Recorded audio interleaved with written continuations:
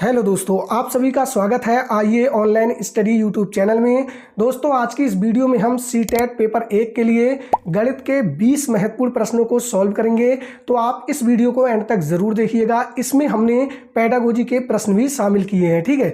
तो ये वीडियो आपके एग्जाम के लिए काफ़ी ज़्यादा महत्वपूर्ण होने वाली है। तो चलिए वीडियो शुरू करते हैं। पहला प्रश्न आप देख सकते हैं, पूछा गया है 4 अंकों की एक संख्या है 3465, जिसमें पहले और चौथे स्थानों के अंकों को आपस में बदला गया तथा दूसरे और तीसरे स्थानों के अंकों को भी आपस में बदला गया।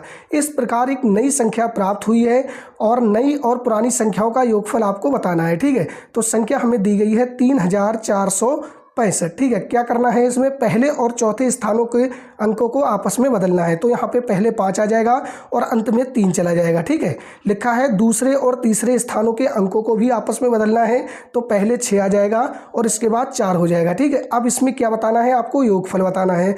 तो अब आप इन्हें जोड़ देंगे। 5 3 8 हो जाएगा, 6 4 10, 10 का 0, हासिल 1 बचेगा। 6 4 10 और 1 11 का 1 आ जाएगा, हासिल 1 बचेगा। 5 3 8 और 1 9, यानी कि 9108 इसका योगफल होगा। तो ऑप्शन डी इस प्रश्न का सही आंसर हो जाएगा, 9108। बात करें अगले प्रश्न की। प्रश्न नंबर 2 में आपसे पूछा है, मध्य अवकाश के समय बाई की 4 सखियों ने देखा कि वो कोई भी चपातियां नहीं लाई है, इसलिए उसकी 3 सखियों में से प्रत्येक ने उसे 1/4 चपाती और शेष सखी ने उसे आधी चपाती दी। उसके पास कितनी चपाती हो गई आपको बताना है, ठीक है। इसमें पूछा गया है इंटरवल के समय बाई की 4 सहेलियों ने देखा जो बाई है वो कोई भी चपातियां नहीं लाई है, इसलिए उसकी 3 सहेलियों में से प्रत्येक ने उसे 1/4 चपाती और शेष ने उसे आधी चपाती दी है। तो आपको जोड़ना है 3 ने कितनी दी है, 1/4 3 ने दी है, ठीक है। तो आप जोड़ेंगे 1/4 प्लस 1/4 प्लस 1/4 और शेष यानी कि 1 ने उसे आधी चपाती दी है, तो आप 1/2 इसमें जोड़ देंगे। यहाँ पे आप देख सकते हैं एलसीएम 4 आ जाएगा, 4 एकम 4 और यहाँ पे क्या 1 एकम 1 हो जाएगा, ठीक है। इसी प्रकार से यहाँ 4 एकम 4 1 एकम 1 हो जाएगा, 4 एकम 4 1 एकम 1 हो जाएगा, प्लस 2 दूनी 4 2 एकम 2, यहाँ पे इतना आएगा। अब आप इसे जोड़ देंगे, 2 और 1 3, 3 1 4, 4 1 5, 5/4, यानी कि दोस्तों आपका जो सही आंसर होगा वो ऑप्शन सी हो जाएगा, 5/4, ठीक है। बाई के पास जो कुल चपातियां होंगी वो 5/4 होंगी, ठीक है। बात करें अगले प्रश्न की। प्रश्न नंबर 3, एक अध्यापिका ने अपनी कक्षा के विद्यार्थियों को 1 अंक की एक संख्या, 2 अंकों की एक संख्या, 3 अंकों की एक संख्या, 4 अंकों की एक संख्या और 5 अंकों की एक संख्या को जोड़ने के लिए कहा। उन्होंने ये भी कहा कि उपर्युक्त संख्याओं में केवल अंक 1 का ही प्रयोग करना है। तो यहाँ पे आप देख सकते हैं 1 अंक की संख्या 1 हो जाएगी, 2 अंक की संख्या होगी वो आपकी 11 हो जाएगी, 3 अंकों की संख्या जो होगी वो आपकी 111 हो जाएगी और 4 अंकों की जो संख्या होगी वो आपकी हो जाएगी 1111 और 5 अंकों की संख्या होगी आपकी हो जाएगी 11111, ठीक है। अब आपको क्या करना है, इन्हें जोड़ देना है, ठीक है। तो यहाँ पे आप देख सकते हैं 1 2 3 4 5 हो जाएगा, 1 2 3 4 हो जाएगा, 1 2 3 आ जाएगा, 1 2 2 आ जाएगा और 1, यानी कि आपका जो आंसर आएगा वो आएगा 12345। कितना आएगा, 12345 आएगा, जो कि ऑप्शन बी में है, ठीक है। तो इस प्रश्न का जो सही आंसर होगा वो आपका ऑप्शन बी हो जाएगा, 12345। बात करें दोस्तों अगले प्रश्न की। प्रश्न नंबर 4 में पूछा गया है, एक आयत में कितनी सममित रेखाएं हैं, 3 2 1 या 4। किसी आकृति को यदि एक रेखा के सहारे मोड़ने पर उसके दोनों भाग बिल्कुल समान हो जाए तो उस रेखा को सममित रेखा या सिमेट्री लाइन कहते हैं। जैसे दोस्तों यहाँ पे आप देख सकते हैं ये आयत है, तो इसमें कितनी होंगी सममित रेखाएं। तो दोस्तों यदि आप यहाँ से मोड़ लेंगे बीच से तो भी ये दोनों बराबर हो जाएंगे और बिल्कुल एक जैसे हो जाएंगे, और यदि आप ऐसे मोड़ेंगे फिर भी ये बराबर और बिल्कुल एक जैसे हो जाएंगे। तो आयत में जो सममित रेखाएं होती हैं वो 2 होती हैं, ठीक है। ऑप्शन बी आपका इस प्रश्न का सही आंसर हो जाएगा। और आपको याद रखना है वर्ग में सममित रेखाएं 4 होती हैं और दोस्तों समबाहु त्रिभुज में 3 होती हैं और दोस्तों वृत्त में अनंत रेखाएं होती हैं, ठीक है।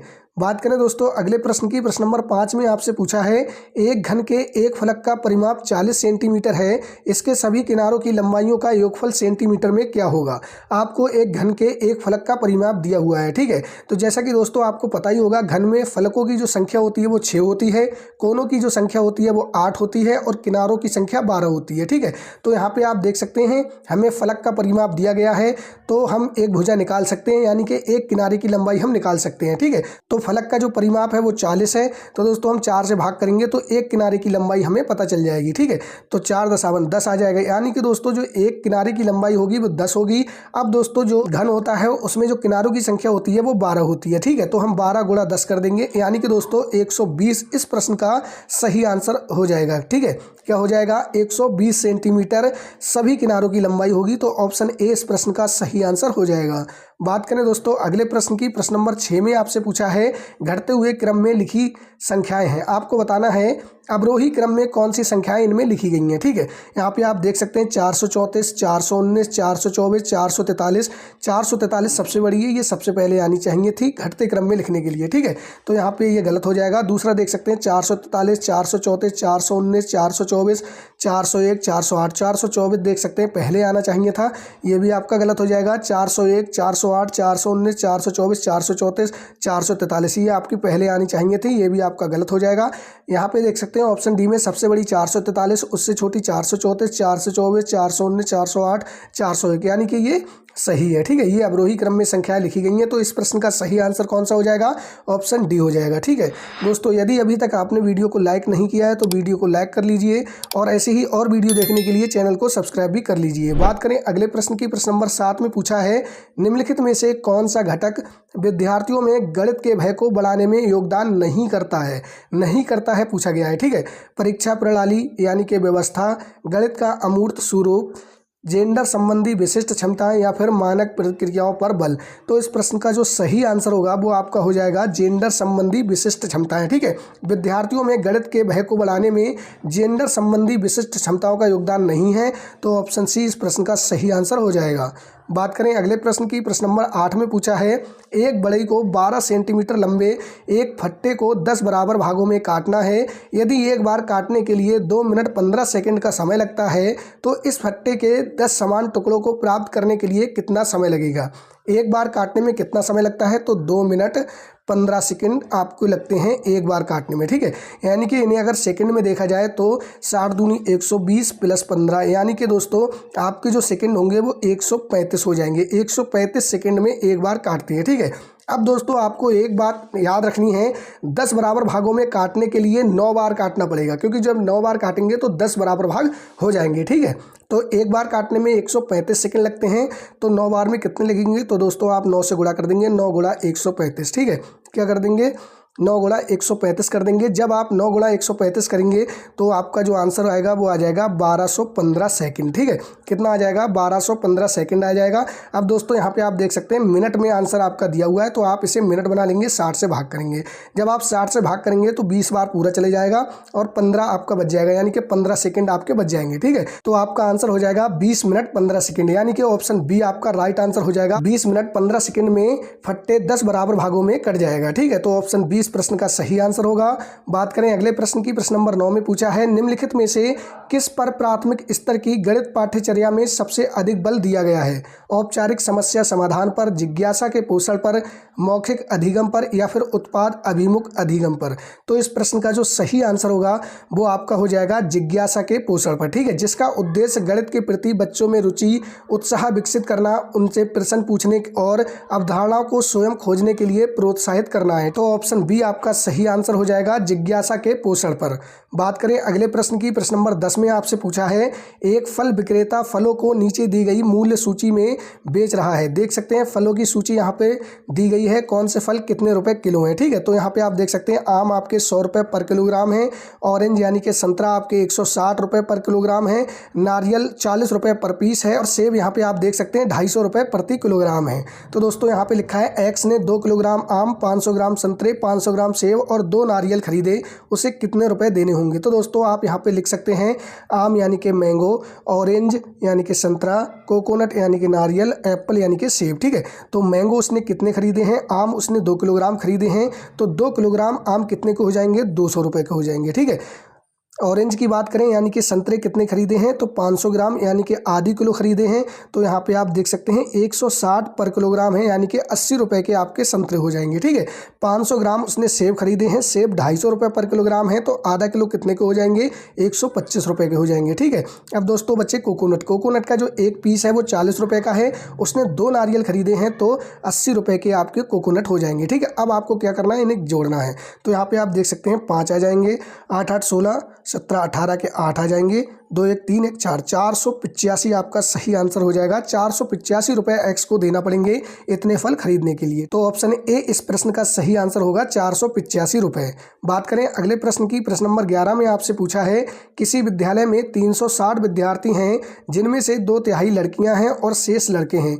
लड़कों की संख्या के 3/4 खिलाड़ी हैं, जो खिलाड़ी नहीं हैं उनकी संख्या आपको बतानी है। ठीक है, तो विद्यालय में जो कुल विद्यार्थी हैं वो 360 हैं, 360 में से 2/3 लड़कियां हैं यानी कि 2/3 आपको निकालना है। तो 3 से काटेंगे 3 एकम 3, 3 दूनी 6, 1 0 बच जाएगा यानी कि 12 दूनी 40 यानी कि 240 आपका आ जाएगा। ठीक है, 240 360 में से लड़कियां हैं तो आप 360 में से 240 घटा देंगे तो यहाँ पे आपका बच जाएगा 0 2 1 120 लड़के हैं। अब लिखा है लड़कों की संख्या के 3/4 खिलाड़ी हैं यानी कि दोस्तों 120 के 3/4 खिलाड़ी हैं, 3/4 आपको निकालना है। 4 से काटेंगे 4 3 12, 1 0 बच जाएगा, 30 3 90 90 हैं जो खिलाड़ी हैं, कितने में से 120 में से।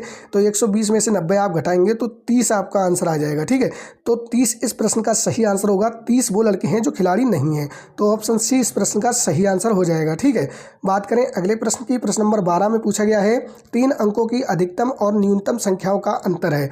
तो 3 अंकों की सबसे बड़ी जो संख्या होगी वो आपकी हो जाएगी 9 9 9। ठीक है, और 3 अंकों की सबसे छोटी संख्या होगी, आप पहले 1 लिखेंगे उसके बाद 0 लगा देंगे, 2 0। ठीक है, ये आपकी 3 अंकों की सबसे छोटी संख्या और 3 अंकों की सबसे बड़ी संख्या हो जाएगी। ठीक है, तो अब आपको क्या करना है, इनका अंतर निकालना है यानी कि आपको घटाना है। ठीक है, 9 में से 0 जाएगा 9 बच जाएगा, 9 में से 0 जाएगा 9 बच जाएगा, 9 में से 1 जाएगा 8, 899 इस प्रश्न का सही आंसर होगा जो कि ऑप्शन बी है। ठीक है, तो ऑप्शन बी इस प्रश्न का सही आंसर हो जाएगा। दोस्तों यदि अभी तक आपने वीडियो लाइक नहीं की है तो वीडियो को लाइक कर दीजिए। बात करते हैं दोस्तों अगले प्रश्न की, प्रश्न नंबर 13 में पूछा गया है 26 को 1/2 से भाग दीजिए, फिर इसमें 30 जोड़िए, इस परिणाम में 35 घटाइए, आप क्या प्राप्त करते हैं। तो आपको क्या करना है, 26 को 1/2 से आपको क्या करना है, भाग करना है। भाग करना है कितने से, 1/2 से। ठीक है, लिखा है फिर इसमें 30 जोड़िए, फिर आपको 30 जोड़ना है, फिर इसमें से 35 घटाइए। तो आपको क्या इसे सॉल्व करना है। 26 में 1/2 से भाग करेंगे तो दोस्तों ये आपका पलट जाएगा, गुणा में हो जाएगा 26 × 2 + 30 - 35। अब आपको इसको सॉल्व करना है, 26 दूनी 52 हो जाएगा प्लस 30 - 35। ठीक है, तो आपका आ जाएगा 52 + 30 - 35। तो आप 52 और 30 को जोड़ लेंगे तो 52 और 30 आपके 82 - 35 हो जाएगा। जब आप घटाएंगे तो देख सकते हैं 12 में से 5 जाएगा 7, 7 बचेंगे, 7 में से 3 जाएगा 4, यानी कि आपका जो सही आंसर होगा वो 47 आ जाएगा। ऑप्शन सी आपका सही आंसर हो जाएगा इस प्रश्न का। ठीक है, 47 आएगा। बात करें अगले प्रश्न की, प्रश्न नंबर 14 में आपसे पूछा गया है प्रथम 5 अभाज्य संख्याओं का माध्य है। तो कौन कौन सी होंगी प्रथम 5 अभाज्य संख्याएं, तो 2 3 5 7 और उसके बाद कौन सी हो जाएगी, 11 हो जाएगी। ठीक है, तो आपकी ये प्रथम 5 अभाज्य संख्याएं हैं, आप इन्हें जोड़ेंगे 11 7 18, 18 5 23, 23 3 26, 26 2 28, 28 हो जाएगा। और टोटल संख्या कितनी है, 5। तो आप 5 से भाग कर देंगे, आपका जो आंसर आएगा वो 5.6 यानी कि 5.6 आपका आंसर हो जाएगा। ऑप्शन बी इस प्रश्न का सही आंसर हो जाएगा। ठीक है, बात करें दोस्तों अगले प्रश्न की, प्रश्न नंबर 15 में आपसे पूछा है गणितीय चिंतन आधारित है, प्रक्रियात्मक प्रवाह पर, तर्क एवं अवलोकन पर, अंतर्बोध अंतर्ज्ञान एवं अवलोकन पर, या फिर तर्क एवं विवेचन पर। तो इस प्रश्न का जो सही आंसर होगा वो ऑप्शन डी हो जाएगा, तर्क एवं विवेचन पर। इसमें गणितीय अवधारणाओं का विश्लेषण करना, उनके बीच संबंध स्थापित करना, समस्याओं को हल करना और निष्कर्ष निकालना आदि शामिल है। तो जो गणितीय चिंतन होता है वो तर्क और विवेचन पर आधारित होता है। ठीक है, तो ऑप्शन डी इस प्रश्न का सही आंसर हो जाएगा। बात करें अगले प्रश्न की, प्रश्न नंबर 16 में आपसे पूछा गया है 5, 10 और 35 के सबसे छोटे सार्वगुणज और सबसे बड़े सार्वगुणनखंड, यानी कि दोस्तों सबसे छोटे यानी कि आपको एलसीएम और सबसे बड़े यानी कि आपको एचसीएफ निकालना होगा। ठीक है, तो दोस्तों यहाँ पे आप देख सकते हैं संख्याएं लिखी हैं 5, 10 और 35। तो सबसे पहले आप इनका एलसीएम निकालेंगे तो देख सकते हैं 2 से काटेंगे सबसे पहले तो 5 नहीं कटेगा, 10 कट जाएगा, 2 पंजे 10 और 35 भी नहीं कटेगा, तो ऐसे ही लिख देंगे। ठीक है, अब दोस्तों आप 5 से काटेंगे, 5 एकम 5, 5 एकम 5, 5 सत्ते 35। अब देख सकते हैं 7 से कट जाएगा 1 1 और 7 एकम 7। तो आपका जो लासा आएगा यानी कि एलसीएम आएगा वो 2 गुणा 5 गुणा 7 यानी कि 5 सत्ते 35 दूनी 70। 70 आपका एलसीएम आ जाएगा।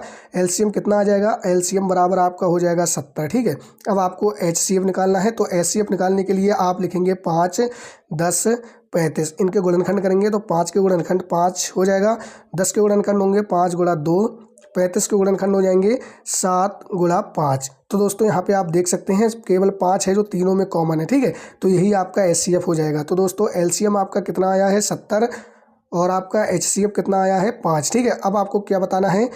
सार्व गुणनखंड का अंतर, आपको अंतर बताना है। तो आप घटा देंगे, 70 में से 5 जाएंगे तो 65 बच जाएंगे। ठीक है, तो आपका जो सही आंसर होगा वो ऑप्शन डी हो जाएगा इस प्रश्न का, 65। ठीक है, बात करें दोस्तों अगले प्रश्न की। प्रश्न नंबर 17 में आपसे पूछा है 11 इकाइयाँ 11 दहाइयाँ 11 सैकड़े बराबर हैं, आपको जोड़ना है। ठीक है, 11 इकाइयाँ प्लस 11 दहाइयाँ प्लस 11 सैकड़े बराबर हैं। तो 11 सैकड़े कितने हो जाएंगे? 11 गुणा 100 आप करेंगे तो 11 सैकड़े हो जाएंगे। 11 दहाइयाँ 11 गुणा 10 आप करेंगे और 11 इकाइयाँ 11 गुणा 1 कर देंगे। तो 11 गुणा 100 आपके हो जाएंगे 1100, 11 और गुणा 10 ये आपके 110 हो जाएंगे और 11 एकम 11। तो अब आप इन्हें क्या करेंगे? जोड़ देंगे।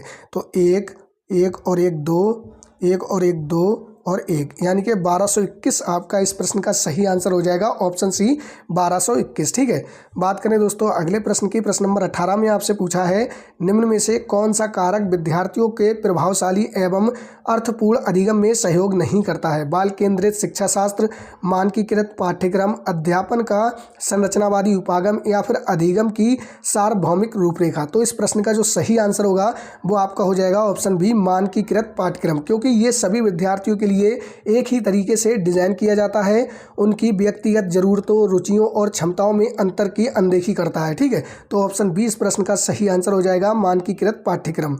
बात करें अगले प्रश्न की। प्रश्न नंबर 19 में आपसे पूछा है गोलू ने 25 लीटर धारता वाले 3 द्रव डिटर्जेंट के डिब्बे खरीदे और पदार्थ को 750 ml माप वाली बोतलों में स्थानांतरित किया, वो इससे ऐसी कितनी बोतलों को भर सकता है? ठीक है, तो क्या है? गोलू ने 25 लीटर धारता वाले 3 द्रव डिटर्जेंट के डिब्बे खरीदे, 25 लीटर वाले 3।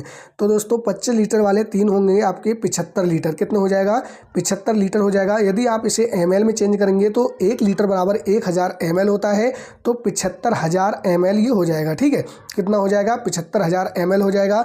लिखा है 750 ml वाली बोतलों में कितनी बोतलें भर सकता है? तो यहाँ पे आप 750 से इसे क्या करेंगे? इसे 750 से भाग कर देंगे। तो यहाँ पे आप देख सकते हैं 750 एकम 750 और आपके 2 जीरो बच जाएंगे, यानी कि 100 बोतलें फुल भर जाएंगी। ठीक है, तो ऑप्शन सी इस प्रश्न का सही आंसर हो जाएगा, 100 बोतलें भर सकती हैं। बात करें दोस्तों अगले प्रश्न की, यानी कि दोस्तों आज के वीडियो के अंतिम प्रश्न की, तो देख सकते हैं प्रश्न नंबर 20 में आपसे पूछा है निम्न में से कौन सा सही नहीं है? आपको गलत बताना है। ठीक है, एक घन के 6 फलक होते हैं, 1 मिलीमीटर बराबर होता है 0.1 सेंटीमीटर के, 0.10 और 0.1 समान हैं, या फिर 56.7 किलोग्राम बराबर होते हैं 5670 ग्राम के। तो दोस्तों यहाँ पे आप देख सकते हैं एक घन के 6 फलक होते हैं, ये आपका बिल्कुल सही हो जाएगा। 1 मिलीमीटर बराबर होता है 0.1 सेंटीमीटर के, ये भी आपका बिल्कुल सही हो जाएगा। 0.10 और 0.1 समान है, ये भी आपका बिल्कुल सही हो जाएगा। दोस्तों ऑप्शन डी में देख सकते हैं 56.7 किलोग्राम बराबर होते हैं 5670 ग्राम के, तो ये आपका गलत हो जाएगा, क्योंकि दोस्तों 1 किलोग्राम में 1000 ग्राम होते हैं, तो 56.7 किलोग्राम बराबर होगा 56,700 ग्राम के। कितने के बराबर होगा? 56,700 ग्राम के बराबर होगा, जबकि यहाँ पे आपको क्या बताया गया है? यहाँ बताया गया है 5670 ग्राम के, तो ये गलत हो जाएगा। ऑप्शन डी इस प्रश्न का राइट आंसर हो जाएगा। ठीक है दोस्तों, इस वीडियो में हमने 20 प्रश्नों को हल किया है। 20 प्रश्नों में से आपके कितने प्रश्न सही हैं कमेंट में ज़रूर बताइएगा। वीडियो अच्छी लगी हो तो वीडियो को लाइक और चैनल को सब्सक्राइब भी कर लीजिएगा। मिलते हैं आपसे किसी नेक्स्ट वीडियो में, किसी नेक्स्ट क्लास के साथ। वीडियो को पूरा देखने के लिए धन्यवाद।